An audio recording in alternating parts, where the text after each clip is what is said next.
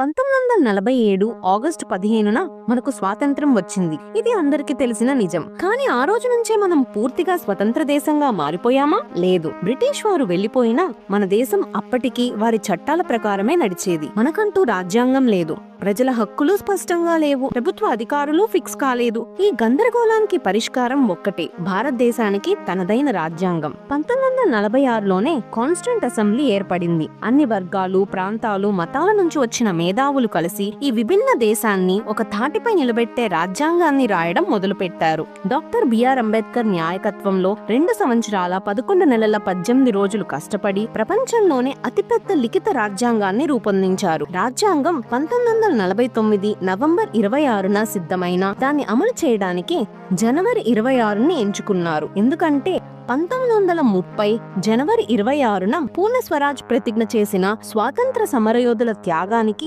అదే సరైన నివాళి. చివరకు 1950 జనవరి 26న మన రాజ్యాంగం అమల్లోకి వచ్చింది. భారత్ ఒక రిపబ్లిక్ గా మారింది. ఆగస్టు 15 బ్రిటిష్ పాలన ముగిసిన రోజు అయితే, జనవరి 26 మనం మనల్ని మనమే ఎలా పాలించుకోవాలో నిర్ణయించుకున్న రోజు.